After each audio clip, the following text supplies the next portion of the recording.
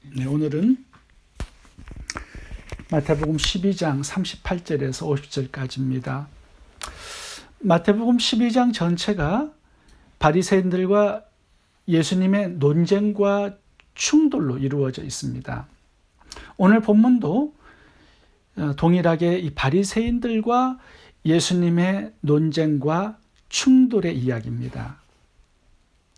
바리새인들이 예수님의 어떤 실수를 책잡기 위해서 이렇게 자꾸 질문도 하고 또 예수님을 공궁에 몰아넣기도 했습니다.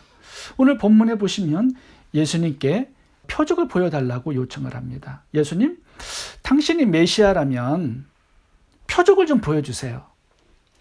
그러면 우리가 당신을 믿겠습니다.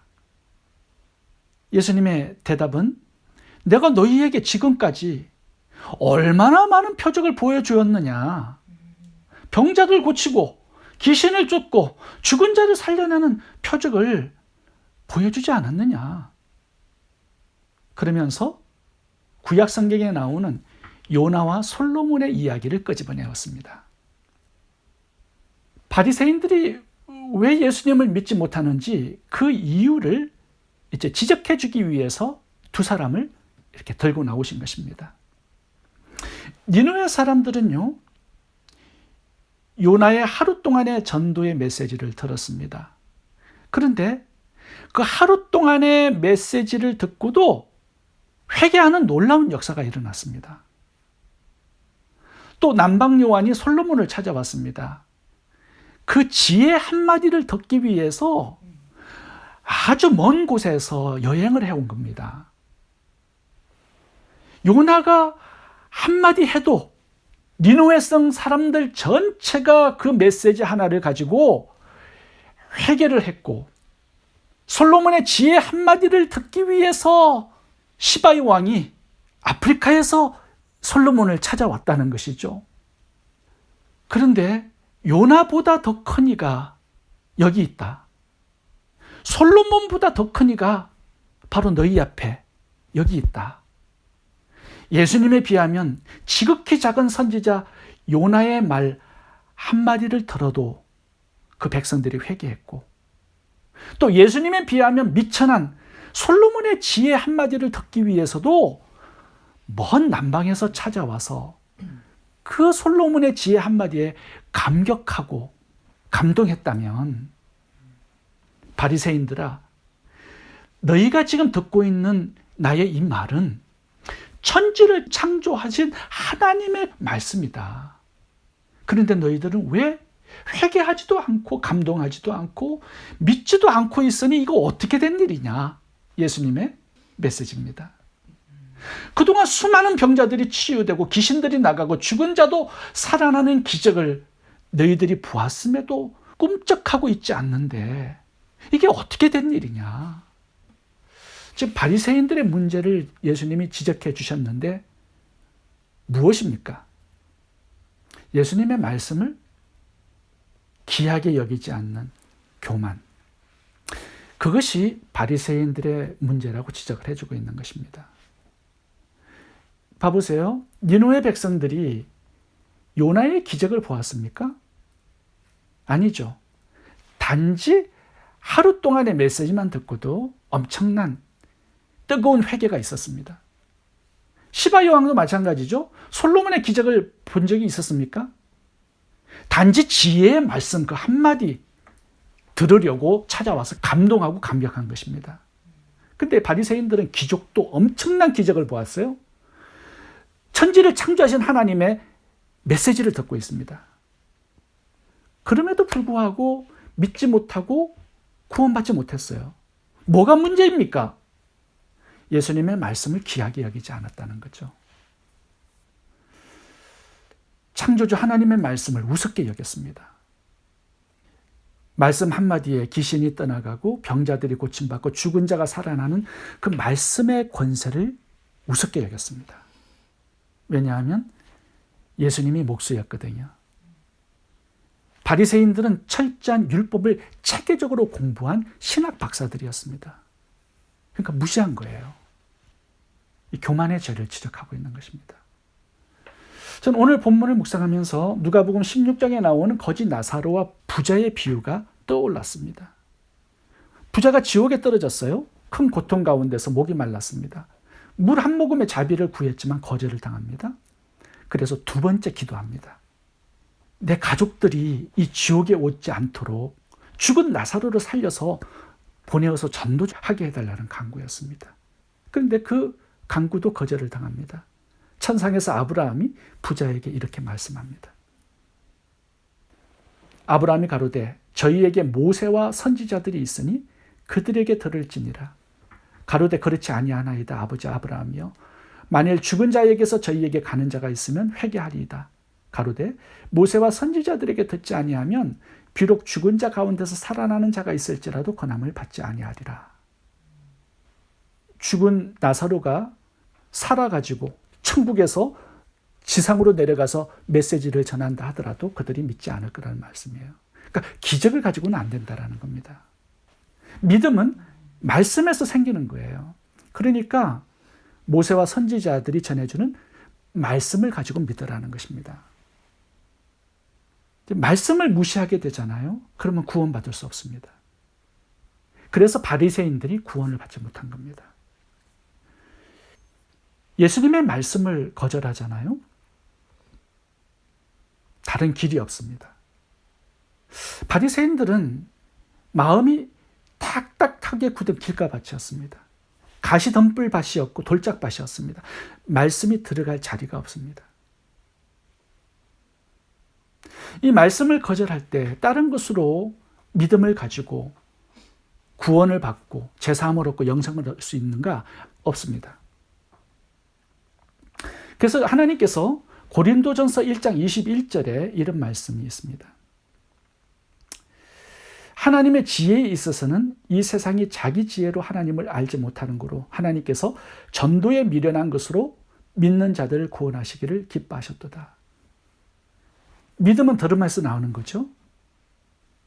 근데 전도자의 미련한 복음 전파를 통하여서 그 메시지를 듣게 하셔서 그 메시지를 듣고 믿음으로 말미암아 영생을 주시기로 구원을 주시기로 하나님께서 그렇게 결정을 하신 것입니다. 그래서 말씀을 무시하고 시시하게 여기는 자들은요, 절대로 믿음을 가질 수 없고 구원을 받을 수 없습니다. 제가 목회하면서 중요하게 여기는 것이 하나 있는데 그것은 새로운 성도님들에게 복음을 가르쳐 주는 것입니다. 제가 성경을 공부하면서 깨달은 예수님에 대한 5가지의 이 복음, 진리의 말씀을 새로운 성도님들에게 가르쳐 주려고 많이 노력하고 있습니다. 이것이 지옥에서 천국으로 한 사람의 생명을 살리는 영생을 주는 엄청난 귀한 선물이 될 수 있습니다. 그래서 제가 복음을 가르쳐 드리려고 매우 많이 노력합니다. 그런데 제가 다 성공하느냐? 아닙니다. 제가 어떤 분들에게 복음을 가르쳐 드리기 위해서 제가 일부러 시간을 내어서 그분하고 약속을 잡습니다. 근데요, 그분이 바쁘다고 자꾸 빠져요. 그런 분들이 있습니다. 성경 공부를 다음에 하자고 말씀을 합니다. 말씀을 시시하게 여기는 분들이에요. 그러면 제가 계속 말씀을 가르쳐 드리고 싶지만 그렇게 하지 못합니다. 그러면 그분이 다른 방법으로 예수님을 믿고 영생을 얻을 수 있는 길이 있는가? 없습니다. 다른 복음을 가르쳐 줄 수 있는 전도자를 만나면 다행이지만 그런 기회가 계속 오지 않습니다. 어떤 분에게는 일생에 단 한 번의 마지막 기회가 될 수 있습니다. 복음을 들을 수 있는, 예수님을 믿을 수 있는 마지막 기회가 될 수 있습니다. 그런데 그 기회를 놓치잖아요. 복음을 들을 수 있는 기회를 놓치게 되면 다른 방법으로는 구원받을 수 있는 길이 없습니다. 그래서 말씀을 시시하게 여기지 말아야 합니다. 그리고 말씀을 전하는 전도자들을 시시하게 여기지 말아야 합니다. 저는 부모님들이 자녀들에게 말씀을 가르쳐 주지 않는 그런 부모님들을 종종 보게 됩니다. 하나님께서 고등학교 졸업할 때까지 그 자녀를 구원하라고, 복음을 전하라고 맡겨주셨습니다. 그런데 부모가 직장과 사업 때문에 너무 바빠요. 그래서 그 자녀가 고등학교 졸업할 때까지 복음을 들을 수 있는 기회를 가지지 못합니다. 그러면 고등학교 졸업하고 대학을 가면 그 기회가 있는가? 더 없습니다. 대부분 교회를 나가지 않아요. 사회로 나아가면, 직장을 잡고 사회생활을 하게 되면 구원받을 수 있는, 복음을 들을 수 있는 기회는 더 확률이 적어집니다. 어쩌면 자녀가 부모님과 함께 있을 때 복음을 들을 수 있는 마지막 기회가 될 수 있습니다. 부모가 자녀들에게 복음을 전해주는 전도자가 되는 것이 얼마나 중요한지를 한번 생각해 보게 됩니다. 바리새인들의 첫 번째 문제는요, 복음을 무시하고 시시하게 여겼다라는 것입니다. 오늘 두 번째 주제를 생각해 보겠습니다. 예수님께서 왜 바리새인들이 구원받지 못했는가? 이제 두 번째 문제를 지적해 주고 있습니다. 예수님께서 어제 본문에 귀신 들린 자의 귀신을 쫓아내 주시는 그 이야기를 오늘 본문에서 하고 있습니다. 귀신 들려서 듣지도 못하고 말 못하는 이 삼중고를 겪고 있는 병자를 예수님께서 귀신을 쫓아내 주셨어요. 그 병을 고쳐주신 것입니다. 그런데 이제 오늘 본문에 그 사람을 예화로 들어서 이제 설명을 하고 있습니다. 그 병자에서 귀신이 떠났어요. 근데 그 귀신이 나간 다음에 쉴 만한 장소를 구할 수가 없었습니다. 쉬지 못하고 다시 옛날 집으로 돌아왔어요. 그 집이 아주 깨끗하게 정리정돈이 잘 되어 있는 것이었습니다. 그래서 그 귀신이 자기 친구 귀신 7명을 데리고 들어와서 그 집을 다시 점령하게 되었다라는 거예요. 예수님께서 이 비유를 하시는 이유가 있습니다. 병이 고쳐지는 것으로, 귀신이 나간 것으로 다 된 것이 아니다라는 거예요. 예수님께서 귀신을 나가게 하시고 말씀으로 병자를 고쳐주신 그 기적을 보고 예수님이 메시아 되심을, 구원자 되심을 깨닫고 믿고 영접을 해야 된다라는 것입니다. 주인을 모셔야 덜해야 된다라는 거예요. 주인이 있는 인생이 돼야 된다라는 겁니다. 그래야 귀신들이 다시 들어와서 그 인생을 망가뜨리지 않게 된다라는 거예요. 예수님을 주인으로 영접하지 않으면 언제든지 그 병은 다시 재발될 수 있고, 귀신은 나갔지만 다시 돌아와서 예전 상태보다 더 비참한 상황이 될 수 있다는 것입니다. 그래서 예수님께서 주인을 모신 집이 되고 인생이 되는 것이 무엇보다도 중요하다는 사실을 지금 알려주고 있습니다. 병자에 들어있는 귀신이 떠나갔다면, 예수님께서 고쳐주셨다면, 예수님, 내가 이제 당신을 나의 구원자로 하나님을 믿고 영접하겠습니다. 내 인생의 새로운 주인이 되어주세요. 그렇게 고백을 해야 했는데 어제의 병자는 거기까지 가지를 못했습니다. 주인은 없는 집이 되면 그 집은 강도의 구렬이 될 수 있고, 많은 짐승들의 거처가 될 수 있고, 온갖 더러운 곤충과 벌레들의 서식처가 될 수 있죠. 그리고 악한 귀신들의 거처지가 될 수 있다는 말씀을 하고 있습니다. 예수님께서 이 빈집의 이야기를 마치시면서 45절에 이런 말씀을 하십니다. 이 악한 세대가 또한 이렇게 되리라. 지금 바리새인들을 향하여 말씀하고 있는 것입니다. 바리새인들의 문제가 무엇인지를 지적해 주고 있는 것이죠. 주인이 없다는 것입니다. 주인이 없어요, 바리새인들이. 그들은 철저하게 율법을 준수하면서 살았습니다. 안식일도 철저히 지키고 11조 헌금, 구제와 금식, 기도, 뭔가 열심히 하는 것 같습니다. 그런데 주인이 없어요. 율법을 철저히 지켜서 뭔가 깨끗하게 집을 청소해 보고자 했는데, 그래서 귀신이 나간 것처럼 보이는데, 바리새인들은 주인이 없는 집과 같아서 7 귀신이 들어와서 점령당한 그런 상태에 있다는 것을 예수님께서 지적해주고 있는 것입니다. 율법을 열심히 지키는 것이 중요한 것이 아니라 예수님을 믿고 영접해서 마음에 집에 주인이 있어야 한다는 거예요. 율법을 지키는 것보다 더 중요한 것은 예수님을 믿고 주인이 있는 인생, 집이 되게 해야 한다는 것입니다. 주인이 없는데 뭐 비워봤자 청소해봤자 수리해봤자 무슨 소용이 있겠습니까? 귀신들이 다시 들어와서 주인 행세를 하는 집이 될 뿐입니다. 예수 그리스도를 믿고 영접하지 않고 주인 삼지 않고서 그저 비우려고 청소만 하려고 수리만 하려고 했던 것이 바리새인들의 문제라고 지적을 해주셨습니다. 오늘 본문을 마치면서 우리들에게 한 가지를 적용해 보기를 원합니다. 우리는 예수님을 믿고 영접했습니다. 예수님을 새로운 주인으로 왕으로 모시고 있습니다. 주인이 있는 인생이죠. 우리의 마음속에 예수님께서 들어오셔서 왕으로 주인으로 자정하고 계십니다. 그렇다면 이제 그 주인의 명령을 따라서 순종하는 그런 삶을 살아야 한다는 거예요. 그래서 집을 새롭게 단장하고 수리하고 아름답게 가꾸는 책임을 우리가 가졌다는 것입니다. 주인의 다스림을 받고 통치함을 받는 그 집, 그런 인생, 그것이 천국이라는 것이죠.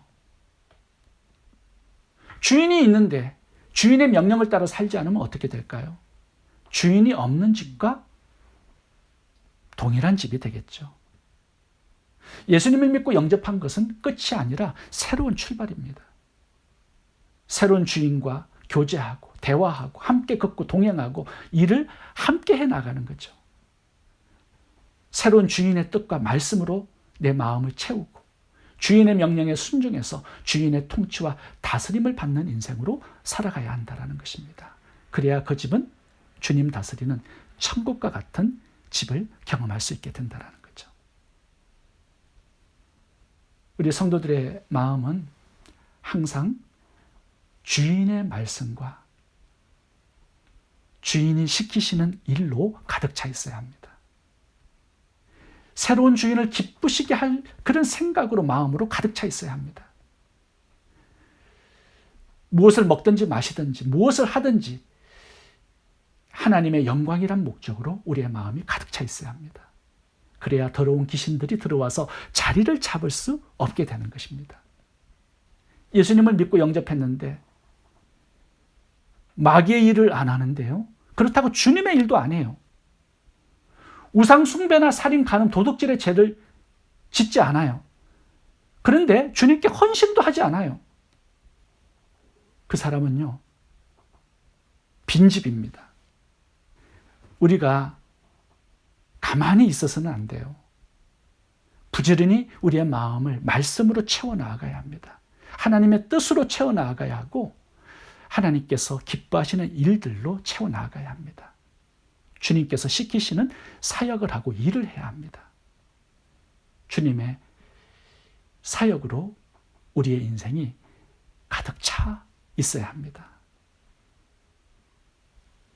그래야 저와 여러분의 나중 형편이 처음 형편보다 더 좋아지고 진보하고 나아지고 더 행복해지고 더 하나님 다스리는 천국과 같은 인생으로 전진하게 되는 것입니다. 빈집이 아니라 주님의 말씀과 사역으로 가득 찬 천국과 같은 그런 집, 그런 인생이 될 수 있기를 바랍니다. 기도하겠습니다.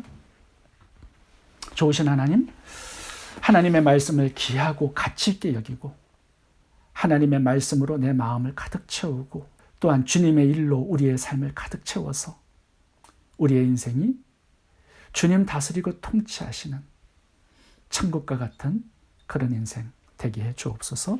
예수님 이름으로 기도합니다. 아멘.